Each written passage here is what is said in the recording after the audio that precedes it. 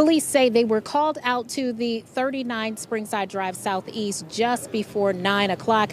They found Reese suffering from several gunshot wounds, and she succumbed to those injuries. Police say that there is now a short ring cam video that is showing the exact moment that her life was taken. We can't show you that video because it is simply just too graphic, but it does show a man shooting her multiple times after Reese appears to plead with him. Her life was cut short, but the children still are here. They still got to be provided for. Courtney leaves behind 3 girls, just 13, 9, and 6 years old, and an 11-year-old son. She was a great mother, and we want them to have everything that we knew that she was going to do for them. Their life is her legacy. Courtney was joy. She was love. She was a protector. She was, a provider. 10 gunshots. That's what it took to silence Courtney Reese on August 20th, 2024. 10 bullets that shattered more than just glass and wood, they shattered a family. Her 4 babies were right there. Close enough to hear their mama fighting for her life. Close enough to hear her voice turn into screams. Close enough to feel the moment everything changed. The neighbors came running. 911 lines lit up. Red and blue lights flooded Springside Drive. But by the time paramedics got to her, Courtney was already gone. And the man who did it? He wasn't some stranger off the street. He was her ex, a man she used to trust, a man who'd been living a lie, and when she exposed that lie, he decided she had to pay for it with her life. The fights that turned deadly, the red flags everyone missed, the unspoken words left unsaid until it was too late. The shadow behind the curtains unveiled as we shine the light on shadowed stories that need to be told. This is Shadowed Crimes TV. Join us daily as we break down domestic violence cases. Hit the subscribe button and be part of the conversation that breaks the silence. Before her name became just another headline in Atlanta's growing list of tragedies, Courtney Reese was known for something else entirely: her laugh. The kind that would make people turn around and smile even when they didn't know what was so funny. She was 32 years old, living in Conyers, Georgia, raising 4 children all by herself, and one 1-year-old son and 3 little girls ages 9, 6, and 3. Her home stayed full of life. School bags hitting the floor, cartoons playing in the background, and the smell of food she'd make from scratch, even after putting in long hours at work. Courtney was everybody's hype man, her family said. The one who'd pull up to birthdays and cookouts with her music turned all the way up, and her energy even louder than that. She was also the family's cook, the one who made sure there was always something warm on the table when life got cold. Her older sister once said, "She was joy. She was love. She was a protector." But joy wasn't all life had given her. Just 3 months before her own death, Courtney's father, Travis Edwards, buried another daughter, Citria Edwards, killed by a stray bullet at a family gathering back in May 2024. After losing her sister like that, Courtney made herself a promise she was going to pull her life together. She started focusing more on her kids, stepping back from the drama and the nightlife she used to lean on to escape the stress of being a single mother. She wanted peace. She wanted structure. She wanted something stable. But the man she'd been involved with, Derrick Rankkins, better known online as Big Derrick Frur, he didn't want to let her go. Derrick was somebody she'd met through local circles. Charismatic, street smart, the kind of man who always had attention on him. To people on the outside looking in, he seemed confident, maybe even protective. But girl, behind closed doors, Courtney's friends would later say that confidence looked a whole lot more like control. What started as affection grew into something possessive. He wanted to know where she was, who she talked to, what she posted. The relationship strained under all that pressure. And when he went to jail, the details of which are murky in the public record, Courtney saw a chance to reclaim herself. She started talking openly with friends about what she'd been through. She confided that she believed Derrick was living a double life. She told people she discovered he was secretly involved with men, despite presenting himself as straight to everybody else. In her world, that was more than gossip. That was a dangerous truth. Atlanta's underground culture of down-low relationships carries a heavyweight secrecy, stigma, especially for men deeply tied to their image and masculinity. When word began to spread, so did Derrick's anger. He was released from jail sometime before August 2024, and according to people close to Courtney, he immediately started looking for her. Friends online would later claim he'd been aggressively searching, desperate to confront her after what he saw as public humiliation. For him, it wasn't just heartbreak, it was exposure. And exposure was war. Courtney, meanwhile, tried to move forward quietly. She focused on her kids, kept her distance, avoided the drama that used to surround her. But deep down, she knew Derrick's temper. Her family would later say she felt uneasy, that sometimes she'd look over her shoulder or hesitate before stepping outside after dark. It's easy to call what happened next revenge, but underneath that word was a storm of insecurity and rage. Derrick had built an identity that couldn't survive the truth she told. For men like him, whose pride depends on power, being unmasked isn't just embarrassing, it's catastrophic. And Courtney was the one who had unmasked him. In the weeks leading up to her murder, the signs were there. The restless phone calls, the threatening messages, the sense that he was circling closer and closer. But Courtney had been through pain before. She had buried her sister. She had carried a family on her back, and she believed she could handle whatever came next. She didn't know that the same pride that once drew him to her would be the same force that would destroy them both.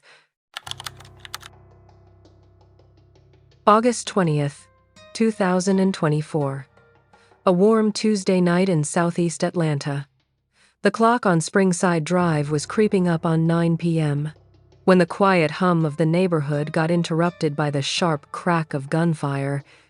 Inside a small brick home, Courtney Reese's 4 children were winding down for the night. School clothes already laid out, television on low, the youngest already drifting off to sleep. Courtney had stepped outside for a moment, maybe to take a phone call, maybe just to catch some air. But waiting for her in that darkness was the man she used to call her boyfriend, Derrick Rankkins, the same man she'd been trying to stay away from. Witnesses later said there were no shouts, no argument, just a short, chilling silence. Then the first click of a jammed gun, a momentary pause before the end. Courtney pleaded with him. You could hear it faintly in the Ring camera footage that would later circulate online. A desperate voice trying to reason with someone whose anger had already crossed the point of no return. Then came the shots. 10 of them, each one echoing down the street, bouncing off houses where other families dropped to the floor in fear. Inside, her children heard everything. Their mother's cries, the chaos outside, the final thud of silence. The oldest tried to shield the younger ones, not yet old enough to understand that the sounds outside weren't fireworks, that the nightmare unfolding was real. When police arrived, neighbors pointed toward the driveway. Derrick was already gone. Courtney was still there, barely breathing. Paramedics worked frantically, but by the time they loaded her into the ambulance, her pulse was gone. She was 32 years old. The next morning, Atlanta woke to another headline about another woman killed by someone who claimed to love her.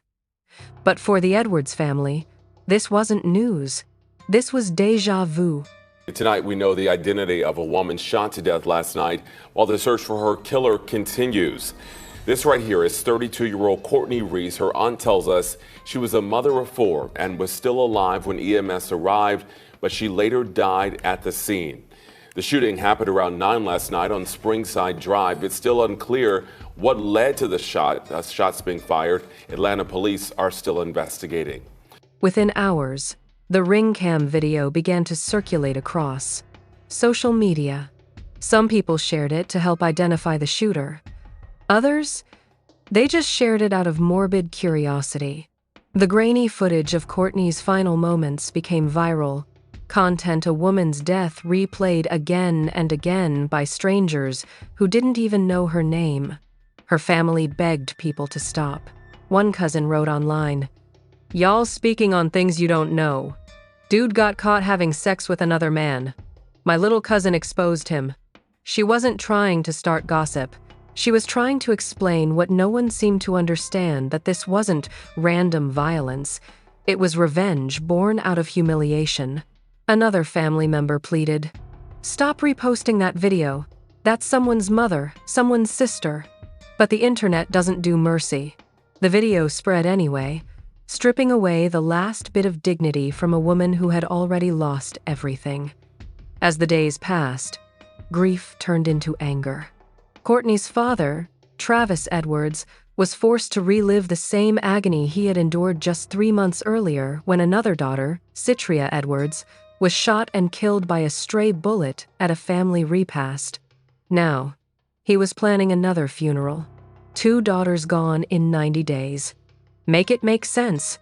On August 23rd, friends, relatives, and neighbors gathered at the spot where Courtney had fallen. They brought purple balloons, her favorite color, and speakers that played her favorite songs. The street where she had taken her last breath became a celebration of her life, a bittersweet echo of the parties she used to host herself. She was a vibe, the life of the party.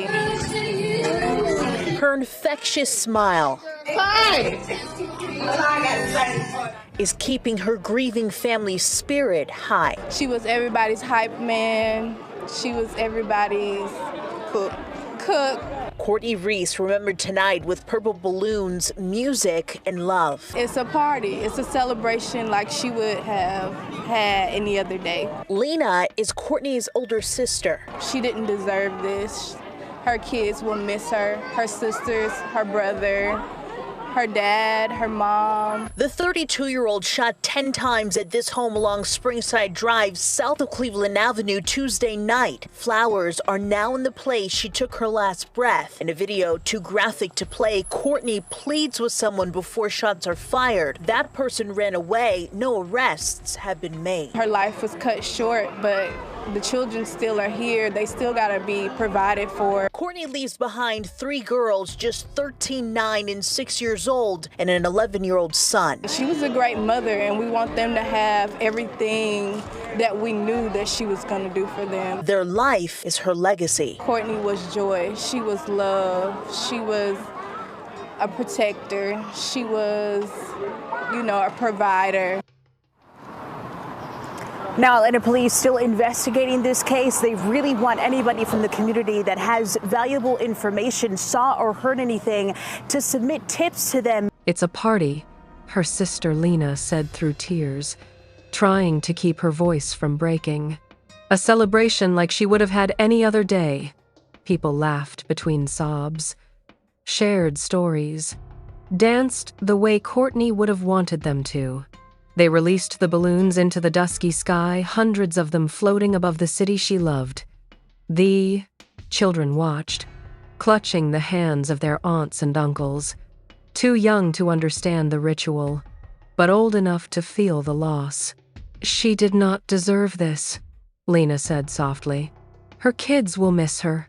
Her sisters, her brother, her dad, her mom. We all will." In another corner of the crowd, a family friend whispered to a reporter, "We're tired of losing our women. We're tired of the violence." That night, the music faded slowly. Candles burned until the wax melted into the pavement. The smell of smoke mixed with tears.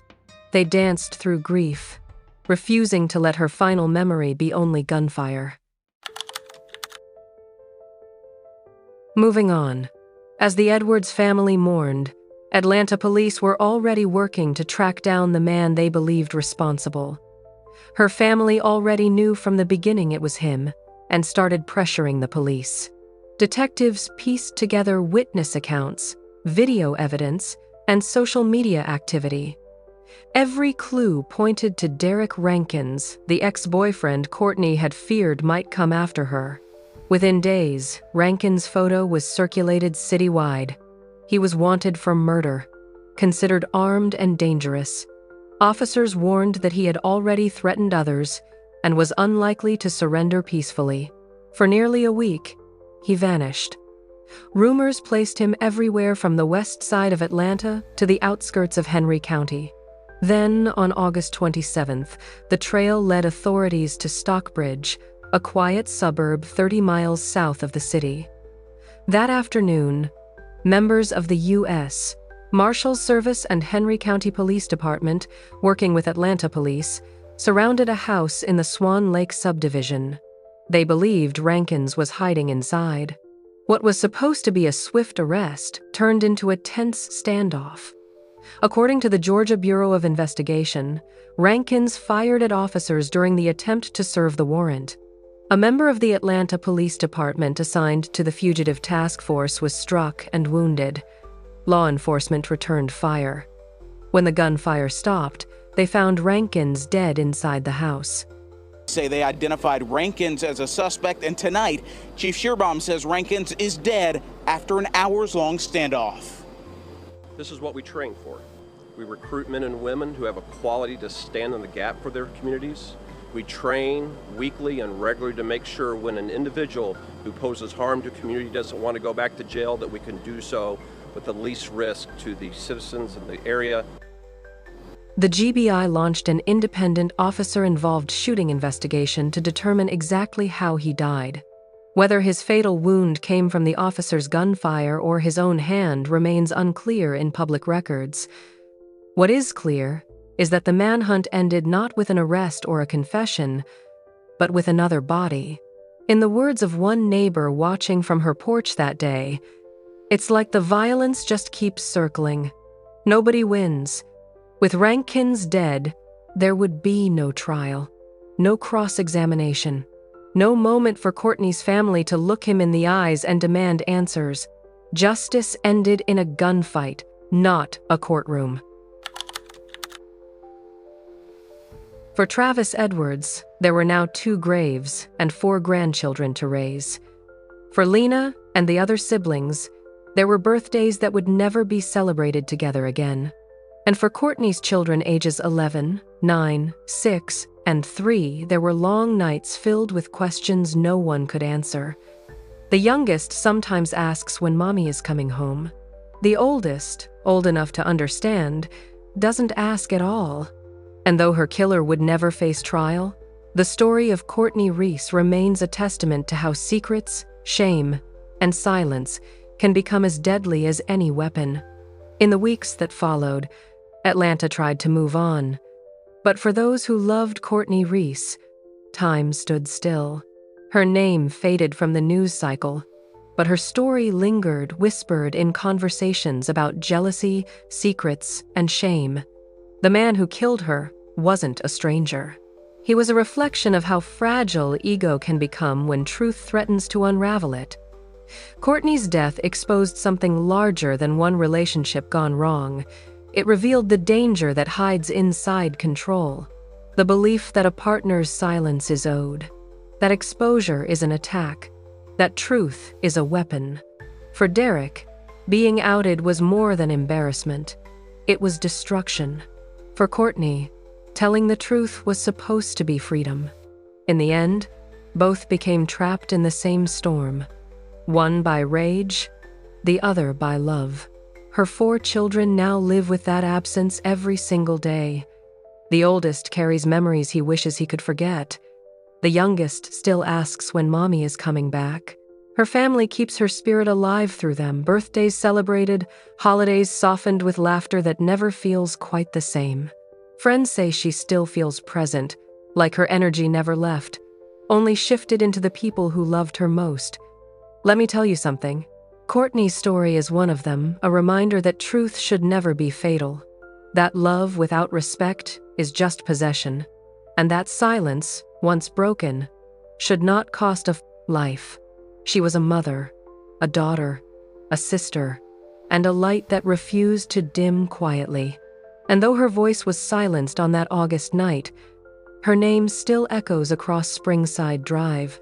Her name was Courtney Reese, and her truth deserves to be remembered. Hit that subscribe button for Shadowed Crimes TV. We're not just telling stories here. We're honoring lives. We're demanding justice. We're making sure women like Courtney Reese are never forgotten. Drop a comment below and let me know your thoughts. Share this video with someone who needs to hear it. And if you know someone who might be in danger, don't stay silent. We'll be back with another story, another name, another life that mattered.